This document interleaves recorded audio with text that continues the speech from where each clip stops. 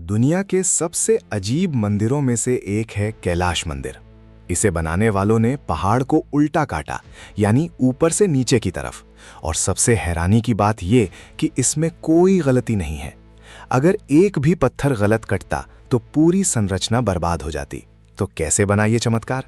ये बात है एलोरा की, महाराष्ट्र में बेसाल्ट की चट्टानों में छिपी 34 गुफाएं। आज से 1200 साल पहले यहाँ कुछ नहीं था, बस एक काला पहाड़ी पठार। और फिर किसी ने फैसला किया कि इस ठोस पहाड़ के अंदर से एक पूरा शहर निकाल देंगे, बिना किसी जोड़ के। एक ही पत्थर का जादू। सोचिए एक मूर्तिकार के बारे में जो किसी ब्लॉक को तराशता है, लेकिन यहाँ तो पूरी पहाड़ी ही ब्लॉक थी। राष्ट्रकूट साम्राज्य के राजा कृष्ण प्रथम ने 8वीं शताब्दी में यह सपना देखा था। हालांकि हम उस राजा के बारे में लगभग कुछ नहीं जानते, कोई विस्तृत जीवनी नहीं, बस एक शिलालेख जो गर्व से कहता है कि देवताओं ने भी उनका विमान देखकर आश्चर्य किया। अब सवाल ये उठता है कि आखिर क्यों? एक राजा जिसने पूरे दक्कन पर राज किया, उसे कूटनीति या सेना में नहीं बल्कि एक असंभव वास्तुकला में दिलचस्पी क्यों थी? और इससे भी बड़ा रहस्य, इसे बनाने वालों ने तकनीक का ज्ञान कहाँ से पाया? क्योंकि कैलाश मंदिर बनाने के लिए सिर्फ भक्ति नहीं चाहिए थी, एक ऐसा ज्यामितीय दिमाग चाहिए था जो पहाड़ के अंदर तक देख सके, और उनके पास था। अगर आप कभी एलोरा जाएं तो पहला झटका जो लगता है वो है इसका पैमाना। ये कोई छोटी मोटी गुफा नहीं है।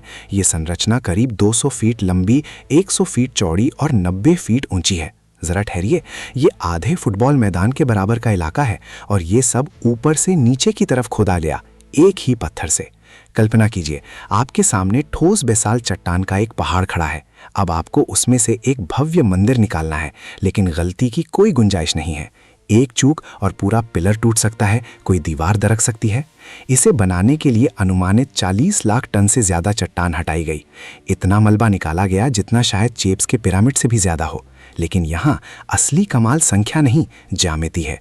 मंदिर का अनुपात एकदम सटीक है। शिखर से लेकर नींव तक हर चीज एक पूर्व नियोजित गणितीय ग्रिड पर टिकी है। और यहाँ सबसे दिमाग हिला देने वाली बात आती है। इस इमारत का पैमाना सही है, लेकिन इसमें पर्सपेक्टिव का खेल भी शामिल है। दूर से देखने पर यह द्रविड़ शैली के मंदिर जैसा लगता है, लेकिन जैसे जैसे आप करीब जाते हैं अनुपात बदलता नजर आता है, ताकि इंसानी आंख को ये और भी विशाल लगे। ये कोई जादू नहीं, इंजीनियरिंग का चरम है। लेकिन फिर वही सवाल मन में कौंधता है, 13वीं सदी में बिना ड्रोन, बिना त्रिविमीय सॉफ्टवेयर के किसी ने पूरे मंदिर को अपने दिमाग में कैसे देख लिया? क्योंकि इसे बनाने वालों के लिए हर सुबह सिर्फ एक सवाल था, आज कितना काटना है और कहाँ रुकना है। और उन्होंने कभी गलत जगह पर हथौड़ा नहीं चलाया। लेकिन असली पहेली सिर्फ डिजाइन नहीं, उसे अंजाम देने की तकनीक है। जरा सोचिए, आप मंदिर बना रहे हैं तो ईंट पत्थर ऊपर चढ़ाते हैं, नीचे से ऊपर की तरफ। लेकिन यहाँ उल्टा था, ऊपर से नीचे की तरफ खुदाई। एक ठोस पहाड़ की चोटी से शुरू करके सीधा नीचे उतरना। ये ऐसा ही है जैसे पत्थर के एक ब्लॉक में से हवा में तैरता हुआ शिवजी का डमरू तराशना। एक गलत वार, एक जरा सी कंपन गलत जगह, और हजारों टन का एक हिस्सा टूटकर बिखर जाता। फिर भी इन अज्ञात कारीगरों ने हथौड़ी की हर चोट पर वो सटीकता बरती जो आज की लेजर गाइडेड मशीनें मुश्किल से कर पाती हैं। आर्कियोलॉजिस्ट्स ने खुदाई में वो औजार नहीं पाए जिनसे इतनी सफाई से कटाई हुई हो। 19वीं सदी की एक ब्रिटिश रिपोर्ट में हैरानी जताई गई थी, मंदिर के भीतरी स्तंभों पर नक्काशी इतनी चिकनी है मानो पिघलाकर ढाली गई हो, काटी नहीं गई। तो फिर राज क्या था? कुछ विद्वान कहते हैं ध्वनि। हाँ, ध्वनि तरंगों की अवधारणा। प्राचीन ग्रंथों में एक खोई हुई विधि का जिक्र मिलता है, जिसमें विशिष्ट मंत्रोच्चार से ऐसा कंपन पैदा किया जाता था जो चट्टान के कणों के बंधन को क्षण भर के लिए ढीला कर देता था। इसे सप्त धातु सिद्धांत कहते थे, 7 धातुओं की आवृत्तियों का मेल। विज्ञान इसे नकारता है, लेकिन एलोरा की दीवारें आज भी गूंजती हैं। लेकिन सवाल तो अभी भी खड़ा है, आखिर इस पूरे मंदिर को बनाने में लगा कितना समय? इतिहासकार जो दावा करते हैं वो सुनकर आप चौंक जाएंगे। आधिकारिक रिकॉर्ड कहते हैं मात्र 18 साल। जी हाँ, सिर्फ 18 साल। अब जरा ठहरिए और सोचिए, ये कोई ईंट पत्थर का ढांचा नहीं, बल्कि पूरा का पूरा पहाड़ ऊपर से नीचे तक काटा गया है। अनुमान है कि 2 लाख टन से ज्यादा चट्टान हटाई गई। अगर हर दिन बिना किसी आधुनिक मशीन के मजदूर लगातार काम करते तो भी हर घंटे उन्हें करीब 5 टन पत्थर काटना पड़ता। मुमकिन है एक पारंपरिक छेनी और हथौड़े से? कुछ विद्वान तो हंसते हुए कहते हैं कि 18 साल में तो ब्लूप्रिंट ही नहीं बन पाता, मंदिर तो दूर की बात है। अमेरिकी इंजीनियरों की एक टीम ने आधुनिक तकनीक से हिसाब लगाया। उनका निष्कर्ष, आज की मशीनों से भी ऐसा शिल्प तैयार करने में कम से कम 150 साल लगेंगे। फिर सवाल उठता है, क्या ये संख्या सिर्फ एक शाही मिथ्या है या सच में कोई विधि थी जिसने समय की गति को मात दे दिया?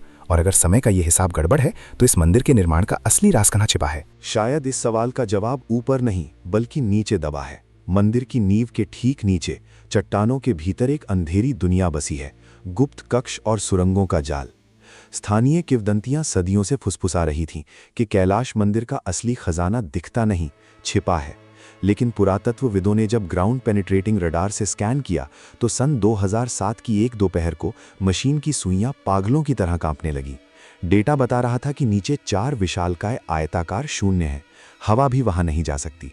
ये कक्ष एक दूसरे से सर्पिल सुरंगों से जड़े हैं, जो बिल्कुल डीएनए की कुंडलियों की तरह नीचे की ओर घूमती चली गई हैं। भारतीय पुरातत्व सर्वेक्षण के एक वरिष्ठ अधिकारी ने बंद दरवाजों में स्वीकार किया कि ये संरचना मंदिर से दुगनी गहरी तक जाती है। और सबसे हैरान करने वाली बात, उन सुरंगों के मुंह पर विशालकाय पत्थर के कपाट रखे हैं, जिन्हें बिना किसी धातु या पहिए के इतनी सफाई से फिट किया गया है कि पानी की एक बूंद तक अंदर नहीं जा सकती। ये सिर्फ भंडार नहीं लगता है जैसे किसी ने जानबूझकर कुछ ऐसा यहाँ छुपाया है जिसे कभी सूरज की रोशनी नहीं छूनी चाहिए। आखिर उस कमरे में है क्या जहाँ आज तक कोई साधु, कोई शासक, कोई वैज्ञानिक नहीं पहुँच पाया? जो दरवाज़ा कभी नहीं खुला उसके पीछे का राज भले अंधेरे में हो, लेकिन ये मंदिर अपनी बनावट में एक ऐसा रहस्य छुपाए है जो दिन की रोशनी में साफ दिखता है। ये रहस्य है आसमान से इसका गहरा नाता।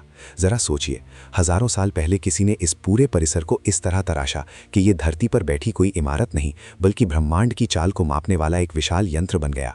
मंदिर का मुख्य द्वार बिल्कुल पूरब की ओर खुलता है, लेकिन ये कोई आम पूरब नहीं है। सुबह जब सूरज निकलता है तो उसकी पहली किरण सीधे मुख्य शिखर से टकराती है, फिर नीचे उतरकर गर्भगृह तक जाती है। ये संयोग नहीं हो सकता। इसके लिए सूर्य की सालाना चाल, धरती के झुकाव और अक्षांश देशांतर की ऐसी गणना चाहिए जो आधुनिक खगोल शास्त्र की बुनियाद है। सबसे हैरान करने वाली बात तो विषुव के दिन होती है। साल में सिर्फ 2 दिन, जब दिन और रात बराबर होते हैं, मंदिर की परछाई बिना किसी विकृति के अपने ही आधार पर गिरती है, जैसे पत्थर खुद को तौल रहा हो। और यही नहीं, संक्रांति के दिन जब सूर्य उत्तरायण होता है तो मंदिर के स्तंभों के बीच से गुजरती रोशनी एक सीधी सुनहरी लकीर खींचती है, एक आकाशीय कंपास की रेखा। मध्यकाल में किसी के पास नक्शे नहीं थे, कोई उपग्रह नहीं था, तो फिर वो कौन सी आंख थी जिसने करोड़ों किलोमीटर दूर तारों की स्थिति को इस एक चट्टान पर उतार दिया? ये सवाल सिर्फ आस्था का नहीं, गणित के उस अज्ञात अध्याय का है जो शायद इस मंदिर की दीवारों पर चुपचाप लिखा है। और ये तो बस शुरुआत है। इस मंदिर के निर्माण की असली पहेली वो है जो हर इंजीनियर की नींद उड़ा देती है। बात सिर्फ खूबसूरती की नहीं है, बात है हटाई गई चट्टान की। आप एक इमारत बनाते हैं तो ईंट जोड़ते हैं, यहाँ उल्टा किया गया। पूरी की पूरी पहाड़ी को ऊपर से नीचे की तरफ तराशा गया, बिना किसी जोड़ के, बिना किसी गलती की गुंजाइश के। अनुमान है कि करीब 40,000 ट्रकों के बराबर पत्थर यहाँ से हटाया गया। 40,000 ट्रक, और वो पत्थर गायब है, आसपास कहीं नहीं है। कहाँ गया इतना मलबा? इतिहासकार कंधे उचकाते हैं। अब जरा सोचिए, आधुनिक इंजीनियर कहते हैं कि इस काम में सिर्फ हथौड़े और छेनी से 20 लाख टन से ज्यादा चट्टान काटने में 100 साल से ऊपर लग जाते। लेकिन लोक कथाएं कहती हैं कि ये मंदिर सिर्फ 18 साल में बना, और पुरातत्व विभाग के रिकॉर्ड इस पर चुप हैं। आखिर किस तकनीक से कठोर बेसाल चट्टान को मक्खन की तरह काटा गया? कुछ भूवैज्ञानिक कहते हैं कि चट्टान में ऐसे सूक्ष्म छेद मिले हैं जो किसी थर्मल ड्रिलिंग की याद दिलाते हैं। लेकिन 1200 साल पहले थर्मल ड्रिल? ये बेतुका लगता है, पर सवाल फिर भी हवा में लटका रह जाता है। और इन सब के बीच सबसे चुप्पी तोड़ने वाली चीज है आवाज। हर कदम पर हल्की सी ध्वनि आपके पीछे गूंजती है, मानो पत्थर बोल रहा हो। यहाँ ऐसे स्तंभ हैं जिन पर थपथपाने पर अलग अलग सप्तक के संगीतमय स्वर निकलते हैं। सवाल ये नहीं कि उन्होंने ऐसा कैसे किया, सवाल ये है कि सिर्फ एक ही चट्टान पर यह सब एक साथ क्यों बनाया गया। जैसे किसी ने एक कोशिश में ही विज्ञान, कला और आस्था का वो एल्गोरिदम खोज लिया हो जिसे हम आज भी समझ नहीं पाए। लेकिन शायद असली सवाल ये नहीं कि उन्होंने ये कैसे किया। असली सवाल तो ये है कि कोई पूरी सभ्यता एक ही चट्टान को अपना आखिरी सबूत क्यों बनाएगी। मान लीजिए आपके पास कोई ऐसा ज्ञान है जो गायब होने वाला है, कोई ऐसी सिद्धि जिसे आप टुकड़ों में नहीं छोड़ सकते, तो आप क्या करेंगे? आप एक अकेला अटूट प्रमाण बनाएंगे, कुछ ऐसा जिसे मिटाया ना जा सके। कैलाश मंदिर को देखिए, इसकी हर दीवार पर ऐसे निशान हैं जो किसी धातु के औजार से नहीं बने। कुछ रिसर्चर्स का मानना है कि यहाँ एक थर्मल तकनीक का इस्तेमाल हुआ जो पत्थर को एक खास तापमान पर गर्म करके मोम की तरह तराशती थी। फिर अचानक से ये पूरी तकनीक गायब हो गई, जैसे कोई पूरा अध्याय ही फाड़कर निकाल दिया गया हो इतिहास की किताब से। एलोरा में 33 गुफाएं हैं, लेकिन ये 16वीं गुफा कैलाश, बाकी सब गुफाएं बगल से खोदकर बनाई गई थीं। ये अकेली ऐसी है जिसे ऊपर से नीचे की तरफ तराशा गया। 3 विशाल खाइयां खोदी गई बेसॉल्ट पहाड़ में, 40 फीट गहरी, और तब जाकर शुरू हुआ मंदिर का निर्माण। ये रिवर्स इंजीनियरिंग है। जिस दिमाग ने इसे डिजाइन किया उसने पहले आखिरी सतह को देखा होगा, फिर पीछे की तरफ सोचा होगा। हर सीढ़ी, हर देवता, हर हाथी का आकार पहले से तय था। एक छोटी सी चूक और पूरा पर्वत बेकार। 4 लाख टन से ज्यादा पत्थर निकाला गया इस पहाड़ से। ये मजाक नहीं है, ये किसी ऐसी सभ्यता की सोच है जिसने गणित और भूविज्ञान को किसी धार्मिक अनुष्ठान की तरह जिया होगा। वैज्ञानिक तारीखों पर बहस करते हैं, कोई कहता है 1200 साल पुराना, कोई कहता है हजारों साल पुराना, लेकिन कार्बन डेटिंग चट्टानों पर नहीं होती, तो हम समय के उस पैमाने पर अंधे हैं। हो सकता है ये मंदिर उस दौर का अंतिम प्रहरी हो, जब इंसान प्रकृति को जीतता नहीं था बल्कि उससे बात करता था। और जब आप एलोरा की पहाड़ी से थोड़ा पीछे हटते हैं, तब असली सवाल सामने आता है। ये मंदिर सिर्फ पत्थरों का ढेर नहीं है, ये एक सवाल है जो सदियों से हवा में लटका हुआ है। क्या हम वाकई अपनी सभ्यता के शिखर पर खड़े हैं, या फिर कभी कोई ऐसा कल था जिसकी ऊंचाई को हम आज माप भी नहीं सकते? हमने चांद पर कदम रख दिया, लेकिन शायद वो लोग ब्रह्मांड को पत्थर में उतारना जानते थे। यंत्रों का नहीं, चेतना का विज्ञान। अगली बार जब कोई कहे कि प्राचीन लोग आदिम थे, तो बस कैलाश मंदिर की एक तस्वीर दिखा देना और फिर पूछना, आखिर हमने पीछे मुड़कर देखना कब बंद कर दिया? आवाज़ वहीं गूंजती है, पत्थरों के उस शहर में जहां सिर्फ एक मंदिर नहीं, पूरा का पूरा ब्रह्मांड खुदा हुआ है। सब्सक्राइब करें, लाइक करें और कमेंट में बताएं।